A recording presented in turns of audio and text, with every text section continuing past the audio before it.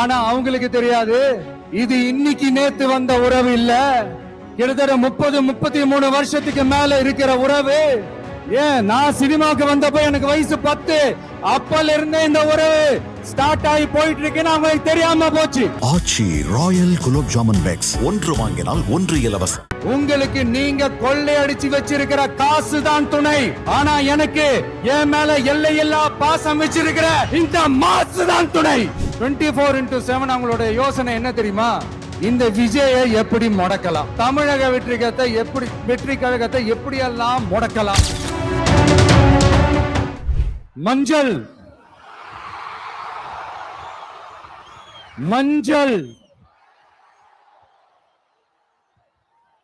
பொதுவா நல்ல காரியங்கள் ஸ்டார்ட் பண்றதுக்கு முன்னாடி இந்த மஞ்சள் எடுத்து வச்சுதான் ஸ்டார்ட் பண்ணுவாங்க.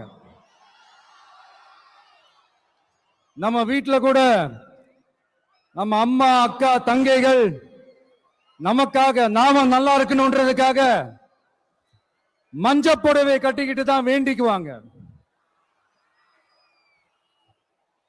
அப்படி அந்த மஞ்சள்னாலே ஒரு தனி வைப்பு தாங்க. நம்ம கொடியில கூட அந்த வைப்ரண்டான அந்த எனர்ஜெட்டிக்கான அந்த மஞ்சள் இருக்குமே, அந்த மாதிரி மங்களகரமான மஞ்சள் விளையிற பூமி தான் இந்த ஈரோடு பூமி. இங்க வந்து மஞ்சளை பத்தி பேசாம வேற எங்க போய் பேசுறது? அது மட்டும் இல்ல, இங்க ஒரு மகத்தான ஒரு மனிதரை பத்தி நம்ம பேசி ஆகணும். இந்த ஈரோடு மண் விவசாயத்துக்கும் பேர் போன மண். இங்க நடக்கிற அந்த விவசாயத்துக்கு மிக முக்கியமான ஒரு கவசமா இருக்கிறது என்ன தெரியுமா? காலிங்கராயன் அணை, காலிங்கராயன் கால்வாய். காலிங்கராயன் அணை கட்டினதுலயும் கால்வாய் வெட்டினதுலயும் உயிரான உணர்வு பூர்வமான நிறைய விஷயங்கள் இருக்குது. அப்படி அந்த ப்ராசஸ்ல அவர் அந்த அணை கட்டும் போதும் கால்வாய் வெட்டும் போதும் ரொம்ப சோர்வடைஞ்சிட்டாராம்.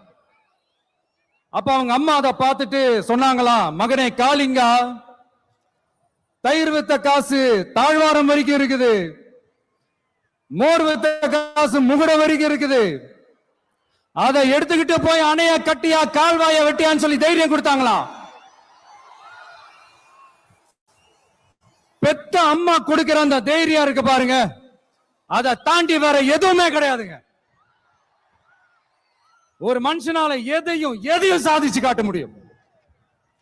அப்படி ஒரு தைரியத்தை தான் இப்ப நீங்க, என்னுடைய அம்மா அக்கா தங்கைகள் நண்பா நண்பிகள் தோழர்கள் எல்லாரும் எனக்கு கொடுத்திருக்கிறீங்க. அதே தைரியத்தை, அதே துணையா என் கூட நிக்கிறீங்க. இதை எப்படி நம்ம பிரிச்சு விடலாம், இதை எப்படி நம்ம கெடுக்கலாம், என்னெல்லாம் அவதூறுகள் நம்ம விஜய் மேல சொல்லி மக்களை நம்ப வைக்கலாம், என்னெல்லாம் சூழ்ச்சிகள் நம்ம விஜய் மேல பண்ணி மக்களை நம்ப வைக்கலாம்.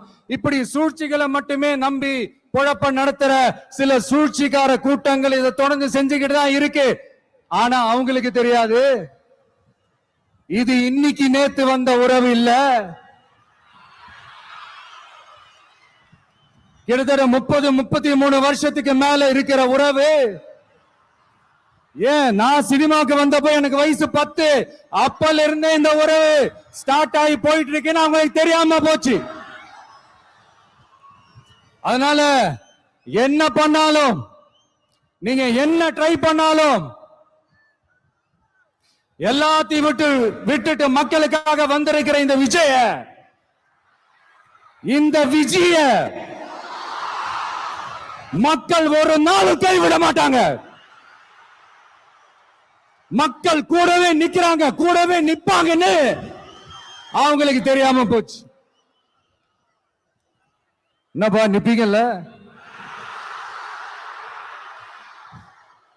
உங்களை நம்பிதாப்பா வந்திருக்கிறேன்.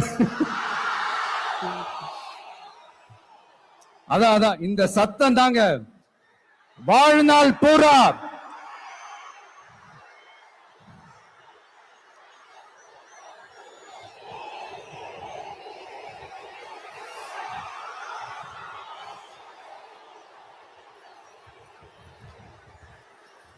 வாழ்நாள் பூரா உங்களுக்கு நன்றியோடவே இருப்பேன். இப்போ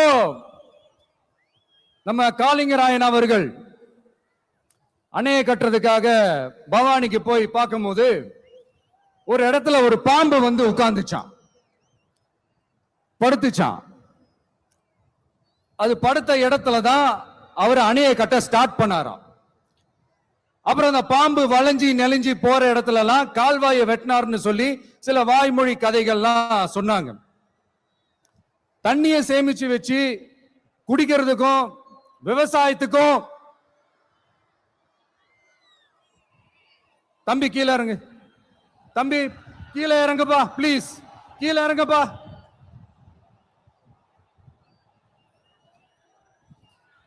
ஓகே, தேங்க்யூ தேங்க்யூ. கீழே இறங்குங்க, கீழே இறங்குப்பா. நீ இறங்கினாதான் முத்தம் கொடுப்பேன்.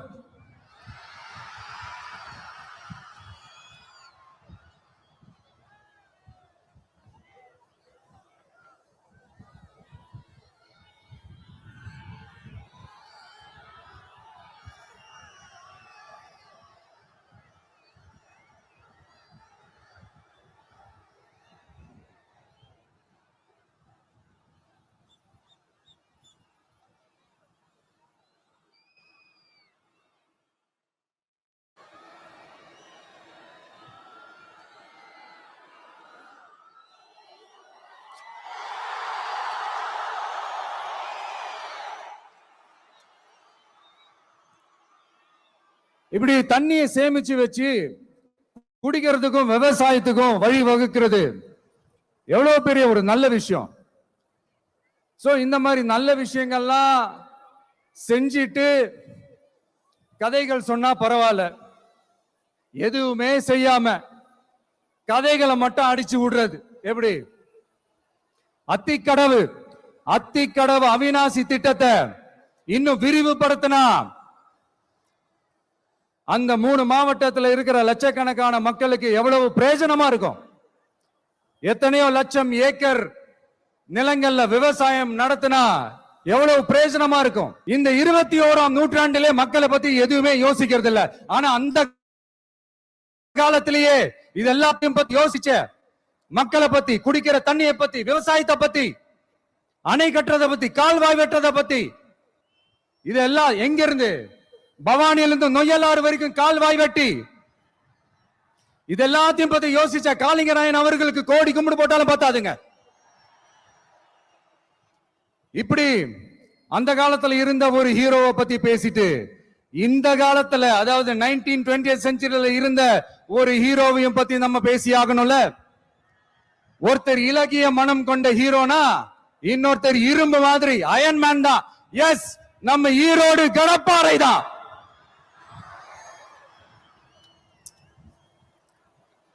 ஒட்டுமொத்த தமிழ்நாட்டையே திருப்பி போட்ட சீர்திருத்த நெம்புகோல் ஈரோடு மாவட்டத்தில் பிறந்த அவர்தான்.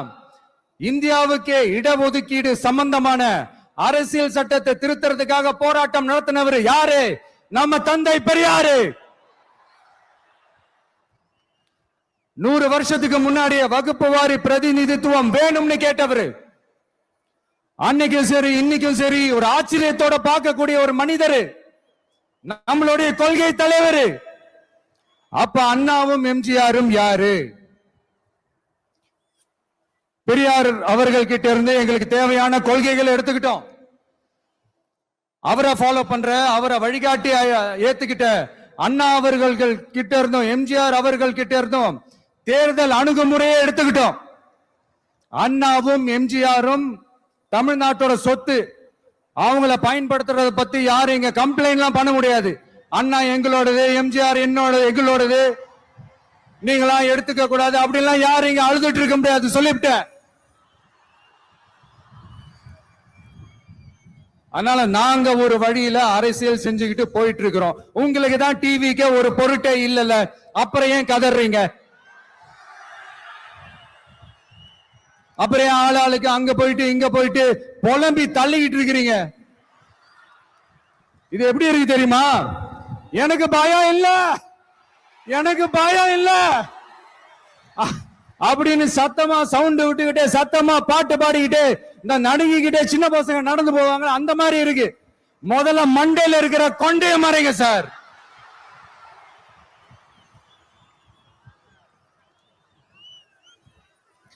சும்மா மாறு வேஷத்துல மறு வச்சுக்கிட்டு மீடியா ஆளு ரேடியோ ஆளுன்னு இவங்க ஆளுங்களே மாத்தி மாத்தி அனுப்பிக்கிட்டு இதெல்லாம் என்ன மக்களுக்கு தெரியாதுன்னு நினைச்சிட்டு இருக்கீங்களா? மக்கள் எல்லாத்தையும் உன்னிப்பா கவனிச்சிட்டு இருக்காங்க. அதனாலதான் சொல்றேன், உங்களுக்கு நீங்க கொள்ளையடிச்சு வச்சிருக்கிற காசு தான் துணை, ஆனா எனக்கு என் மேல எல்லையில்லா பாசம் வச்சிருக்கிற இந்த மாசு தான் துணை.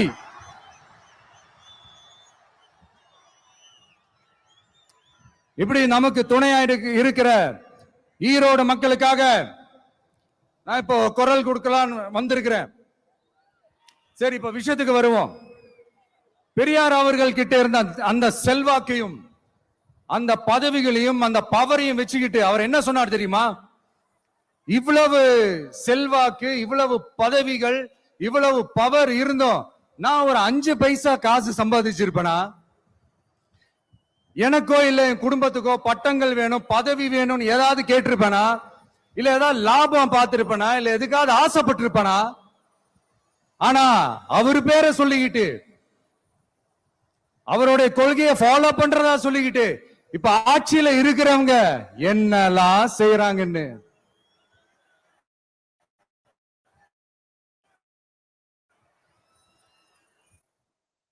அதனாலதான் சொல்றோம், பெரியார் பேரை சொல்லிக்கிட்டு தயவு செஞ்சு கொள்ளையடிக்காதீங்கயா, தயவு செஞ்சு கொள்ளையடிக்காதீங்க. அவரு பேரை சொல்லிக்கிட்டு பெரியார் பேரை சொல்லி கொள்ளையடிக்கிற இவங்க தான் நம்மளுடைய அரசியல் எதிரி.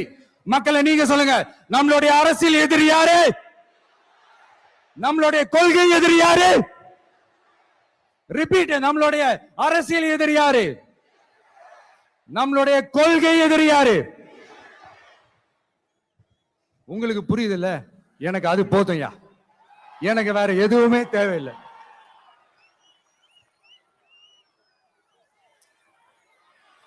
அதனாலதான்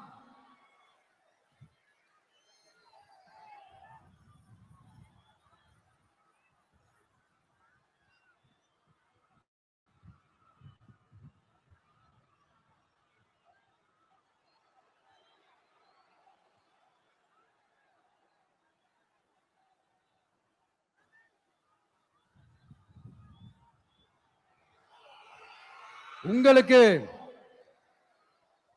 நம்மளை பத்தி நம்ம அரசியலோட நீங்க எல்லாரும் என்னோட அரசியலோட கனெக்டடா இருக்கீங்கன்றது ரொம்ப தெளிவா தெரியுது. அதனால எனக்கு அது போதும். அதனாலதான் எதிரிகள் யாருன்னு சொல்லிட்டு களத்துக்கு வந்திருக்கிறோம். அதனால அவங்கள மட்டும் தான் எதிர்ப்போம். அதுவும் அந்த எதிரிகள் யாரு இப்போ இங்க 2026 சட்டமன்ற தேர்தலில் களத்துல இருக்கிறாங்களோ அவங்கள மட்டும் தான் எதிர்ப்போம். சும்மா களத்திலே இல்லாதவங்களையும், களத்துக்கும் அவங்களுக்கும் சம்பந்தமே இல்லாதவங்களையும் எதிர்க்கிற ஐடியாலாம் இல்ல பாஸ். நீங்க கேட்கிறீங்கன்றதுக்காக எல்லாம் எதிர்த்துட்டு இருக்க முடியாது பாஸ். எங்களுக்கு நிறைய வேலை இருக்குது.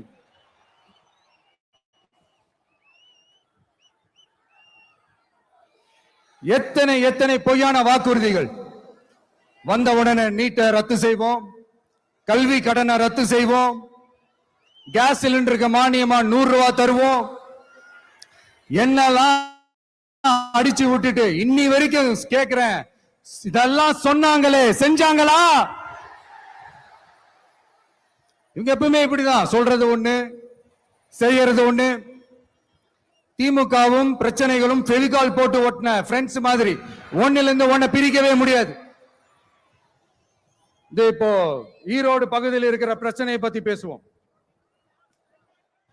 பெரியார் பேரை மட்டும் சொல்லிக்கிட்டு எப்படி அவரோட கொள்கைகளுக்கு எதிராக செயல்படுறாங்களோ அப்படிதான் இந்த மஞ்சள் நகரத்தோட மஞ்சளுக்கும் ஒண்ணும் பண்ணல, மஞ்சள் விவசாயிகளுக்கும் ஒண்ணும் பண்ணல. ஆராய்ச்சி மையம், சிறப்பு மையம்னு கோடி கோடியா டெண்டர் விட்டாங்க, பேருக்கு கட்டிடத்தை கட்டினாங்க. ஆனா உலகமே போட்டி போட்டு வாங்குற மஞ்சளை மதிப்பு கூட்டி விற்பனை செய்ய, அதாவது அதோட வேல்யூ இன்க்ரீஸ் பண்ணி நம்ம விவசாயிகளுக்கும் இந்த மாவட்ட மக்களுக்கும் நன்மை செய்ய இதுவரைக்கும் என்ன செஞ்சிருக்காங்கன்னு யோசிச்சு பார்த்தா ஒரு பெரிய ஜீரோ தான். கரும்பு நெல்லுக்கு அரசாங்கம் விலை பிக்ஸ் பண்றாங்க, அதையும் ஒழுங்கா பண்றதில்ல, ஒவ்வொரு முறையும் பிரச்சனை. அங்க நெல் கொள்முதல் செய்யறதுல ஊழல். சரி, நாம கஷ்டப்பட்டு விளைய வச்சது வீணா போக கூடாதுன்னு நினைச்சு நம்ம விவசாயிகள் கேட்கிற லஞ்சத்தை கொடுத்தாலும் அதுக்கப்புறம் கூட அந்த கொள்முதல் ஒழுங்கா நடக்கிறது இல்லை. அதையும் தாண்டி ஏதோ ஒரு விலை விவசாயிகளுக்கு கிடைக்குது, அப்படியெல்லாம் இல்லாம ஒழுங்கா நேர்மையா நம்ம மஞ்சளுக்கும் நியாயமான விலை பிக்ஸ் பண்ணி தரமான விதைகளை கொடுத்தா என்ன குறைஞ்சா போயிடுவாங்க? இதெல்லாம் யோசிக்கிறதுக்கு அவங்களுக்கு நேரமே இல்ல. 24x7 அவங்களோட யோசனை என்ன தெரியுமா? இந்த விஜயை எப்படி முடக்கலாம், தமிழக வெற்றி கழகத்தை எப்படியெல்லாம் முடக்கலாம், அப்படிதான் அவங்களுடைய சிந்தனையே 24x7. எத்தனையோ வருஷத்துக்கு முன்னாடி நம்ம காளிங்கராயர் நதிகளின் இணைப்புக்கு முன்னோடியா இருந்தார். பவானி ஆத்துல அவர் அதிகமான தண்ணி அணை கட்டி தேக்கி தண்ணீர் வறட்சியான பகுதிகளுக்கு அனுப்பினாரு. ஆனா இன்னைக்கு இவ்வளவு நவீன வசதிகள் இருந்தோம், இவ்வளவு சயின்ஸ் வளர்ச்சிகள் இருந்தோம், இவ்வளவு டெக்னாலஜி வளர்ச்சிகள் இருந்தோம், அவங்க வாக்குறுதியில் ஒண்ணு கொடுத்தாங்கல்ல, பவானி நொய்யலாறு அமராவதி 6 இணைப்பு திட்டத்துக்கு ஒரு துரும்ப கூட கிள்ளி போடல. வாக்குறுதி நம்பர் 103 சொன்னாங்களே, செஞ்சாங்களா? சரி, இதாவது ஒரு பெரிய ப்ராஜெக்ட் வைங்க. ஆறுகளை சுத்தப்படுத்த பல்லாயிரம் கோடி நிதி ஒதுக்குவோம், தமிழ்நாட்டில் உள்ள ஆறுகளை சுத்தப்படுத்துவோம்னு சொன்னாங்களே, செஞ்சாங்களா? ஆனா ஆத்து மணல கொள்ளையடிக்கிறதுல மட்டும் வேலையை கரெக்டா செய்வாங்க. இத நான் ஏன் திரும்ப திரும்ப சொல்றேன்னா, மக்களே நீங்க புரிஞ்சுக்கணும். கொஞ்சம் மசந்தா மத்த மாவட்டங்கள்ல மணல் காணாம போன மாதிரி, மலைகள் காணாம போன மாதிரி, நம்ம மாவட்டத்தில் தனி வளத்தை கொடுத்த செம்மண்ணும் காணாம போறதுக்கு வாய்ப்பு இருக்கு மக்களே. நம்ம மண்ணுக்கும் நம்ம ஆத்துக்கும் நம்ம விவசாயிக்கும் தான் இந்த மோசமான நிலைமை. அதனால ஏதாவது தொழில் செஞ்சு பிழைக்கலாம்னு பார்த்தா அதுக்கும் எங்க விடுறாங்க? தொழில்னு பார்த்தா 30% நெசவாளர்களுக்கு கூலி பாக்கி. அரசாங்கம் நம்ம நெசவாளர்கள் கிட்ட இருந்து கொள்முதல் செய்த வேட்டி சேலைக்கான கூலியை கூட போராடித்தான் வாங்க வேண்டியதா இருக்குது. அது சலுகையோ உதவியோ நலத்திட்டமோ கிடைக்காது. நம்ம உழைப்புக்கான ஊதியம், நம்மளோட உரிமை, அதுக்கே போராட வேண்டிய நிலையில தான் இந்த அரசாங்கம் நம்மள வச்சிருக்கு. நல்லா பாத்துக்கங்க மக்களே, உரிமைக்கு குரல் கொடுத்தவங்க தான் இவங்க. சிறு குறு தொழில்கள் பீக் ஹவர்ஸ் சார்ஜ்னு கரண்ட்டுக்கு அநியாய விலை வச்சு அதையும் செய்ய விடாம நம்மள முடக்கிறாங்க. அந்த பீக் ஹவர்ஸ் சார்ஜ் கொள்ளையால எத்தனை வருஷமா எவ்வளவு பேர் பாதிக்கப்படுறோம், எவ்வளவு தொழில்கள் பாதிக்கப்படுது. நாமளும் கத்துறோம், போராடுறோம், கோரிக்கை வைக்கிறோம். எதையாவது இவங்க கண்டுக்கிறாங்களா? கொஞ்சம் யோசிங்க. ஏன் கண்டுக்க மாட்டேன்றாங்கன்னு கொஞ்சம் யோசிங்க. அப்பதாங்க பிரைவேட்ல அதிக விலைக்கு கரண்ட் வாங்க முடியும், அதுக்கு டெண்டர் விட முடியும். அப்படி டெண்டர் விட்ட மேட்டர்ல எல்லாம் என்ன நடக்கும்னு உங்களுக்கும் தெரியும், எனக்கும் தெரியும், நம்ம எல்லாருக்குமே தெரியும். இந்த மாதிரி ஈரோடுல மட்டும் இல்ல, எந்த மாவட்டத்துக்கு போனாலும் பிரச்சனைகள் மேல பிரச்சனைகள் தான். அதையெல்லாம் தீக்கிறதுக்கு ஒரு சொல்யூஷன் கூட சொல்லாம இதுல வேற பெருமையா மாடல் அரசுங்கிறது இல்ல. நான் கேட்கிறேன், கூச்சமா இல்ல?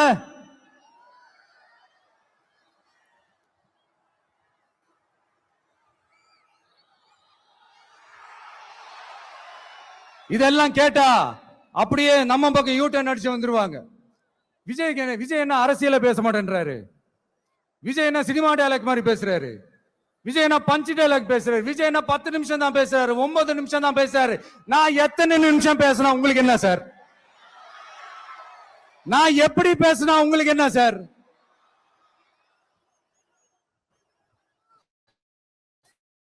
உள்ள விஷயம் என்னன்னு பாருங்க சார். ஒவ்வொரு மாவட்டத்துக்கும் போய் மக்கள் ஃபேஸ் பண்ற பிரச்சனைகளை எடுத்து பேசிட்டு இருக்கிறேன். பின்ன அது அரசியல் இல்லாம வேற எதுதான் அரசியல்? உங்களை மாதிரி தனிப்பட்ட முறையில தரக்குறைவா அசிங்கமா பேசுறதுதான் அரசியல்னா அந்த அரசியல் நமக்கு வராதுன்னா நல்லாவே வரும். உங்களை விட எனக்கு அது நல்லாவே வரும். வேணான்னு விட்டு வச்சிருக்கிறோம். அப்புறம் உங்களுக்கு நமக்கு என்ன வித்தியாசம்? காஞ்சிபுரத்தில் நாம பேசும்போது இந்த மாதிரி உங்களால் அமைக்கப்பட போற ஆட்சியில நம்ம ஆட்சிக்கு வந்த உடனே என்னெல்லாம் செய்ய போறோம்ன்றது சிலது சொன்னோம். அதையெல்லாம் தப்பா புரிஞ்சுக்கிட்டு இப்போ சொல்றேன், விளக்கமா சொல்றேன். நான் சலுகைகளுக்கு எதிரானவன் கிடையாது. மக்களுக்கான சலுகைகளை இலவசம்னு சொல்லி அசிங்கப்படுத்துறதுல எனக்கு உடன்பாடு கிடையாது. மக்கள் காசுல மக்களுக்கு செய்யறதை எப்படி இலவசம்னு சொல்லுவீங்க? அப்படியே செஞ்சிட்டாலும் ஓசில போறேன்னு சொல்லி அசிங்கப்படுத்துறீங்க. என்ன கேட்கறதுக்கு ஆள் இல்ல நினைச்சீங்களா? மக்களுக்கு ஒண்ணுன்னா இந்த விஜய் வந்து நிப்பா, இந்த விஜய் வந்து கேள்வி கேட்பா. இந்த விஜய் எப்பவுமே மக்கள் பக்கம் தான். அதே மாதிரி மக்களும் என் பக்கம் தான். என் மக்கள் மானத்தோட மரியாதையோட கௌரவத்தோட வாழணும். என் மக்கள் யாருக்கும் கீழே கிடையாது. அப்படி அவங்க கௌரவத்தோட வாழணும்னா அவங்களுக்கான வாழ்க்கை தரம் உயரணும்.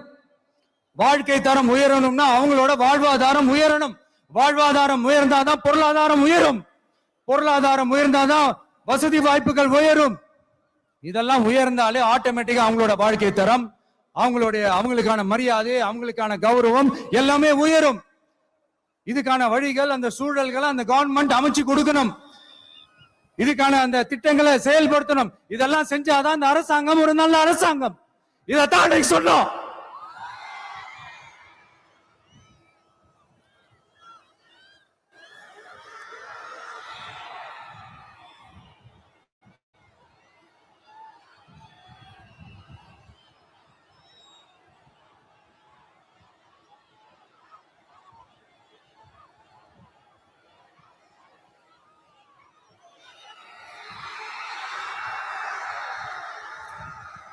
இதத்தான் இன்னைக்கு சொன்னோம். உடனே சொன்னா மட்டும் போதுமா? எப்படி செயல்படுத்துவீங்க? நாங்க என்ன வாயிலே வட சுடியம் கேவா டிவி கேடா?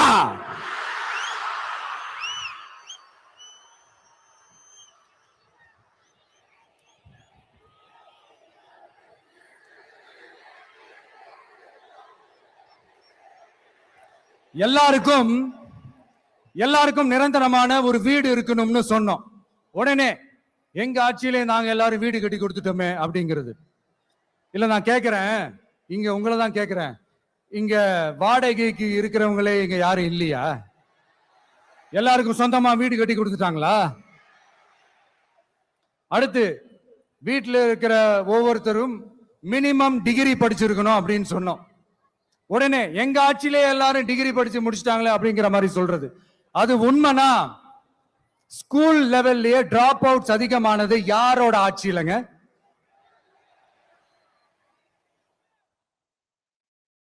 பசங்க பிள்ளைங்க யாரும் ஸ்கூல்ல சேரலன்னு சொல்லிட்டு எனக்கு தெரிஞ்சு 207 கவர்மெண்ட் ஸ்கூல்ஸ் மூடினது யாரோட ஆட்சியிலங்க? இதுல கல்வியில் சிறந்த தமிழ்நாடுன்னு டிராமா வேற. அடுத்து குடும்பத்துல ஒருத்தருக்கு நிரந்தரமான வருமானம் வரணும், வேலை வாய்ப்பு கிடைக்கணும் அப்படின்னா நாங்க கொடுக்காத வருமானமா, நாங்க கொடுக்காத வேலையா அப்படிங்கிறது. எத்தனையோ லட்சம் காலி பணியிடங்கள் நிரப்புவோம்னு வாக்குறுதி கொடுத்துட்டு ஆட்சிக்கு வந்தீங்கல்ல, எத்தனை லட்சம் காலி பணியிடங்களை நிரப்புனீங்க? அட்லீஸ்ட் 1,00,000 காலி பணியிடங்களாவது நிரப்புனீங்களா? இதெல்லாம் சொல்லிட்டு மக்களை ஏமாத்துறது யாரோட ஆட்சி இல்லைங்க? அடுத்து ரொம்ப முக்கியமா, பெண்களுக்கு பாதுகாப்பு இல்ல, சட்டம் ஒழுங்கு சரியா இல்லைன்னு சொன்னா தமிழ்நாட்டில் பெண்கள் பாதுகாப்பு தான் அதிகமா இருக்குதான். நீங்க சொல்லுங்க மக்களே, பெண்கள் பாதுகாப்பு இருக்கு? சட்டம் ஒழுங்கு சரியா இருக்கு? அவங்க சொல்றது உண்மையா? அவங்க சொல்றதை நீங்க ஏத்துக்கிறீங்களா? சத்தமா கேக்குதா சார்? இதுதான் ரியாலிட்டி, இதுதான் நிஜம். நம்மளுடைய ஆட்சியில சட்டம் ஒழுங்குல சமரசமே இருக்காது. அதனாலதான் இவ்வளவு ஸ்ட்ராங்கா சொல்றோம், தைரியமா இருங்க மக்களே. இந்த மாதிரி விஷயங்கள்லாம் நம்ம மக்கள் கிட்ட எடுத்து சொன்னா உடனே இந்த இது எடுத்துட்டு வந்துருவாங்க.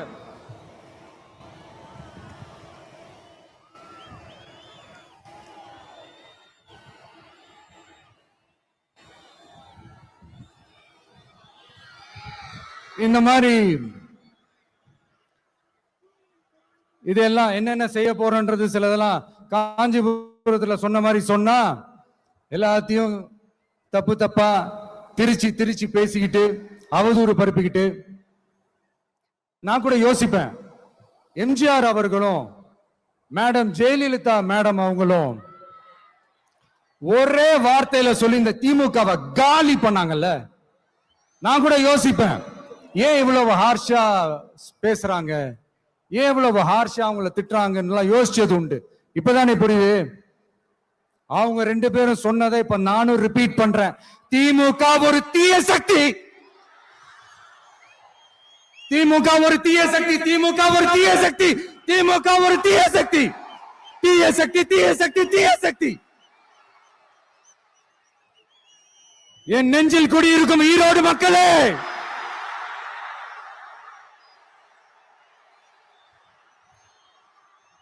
டிவிகே ஒரு தூய சக்தி. எப்படி? டிவிகே ஒரு தூய சக்தி. தூய சக்தி டிவிகேவுக்கும் தீய சக்தி டிஎம்கேவுக்கும் தான் போட்டியே.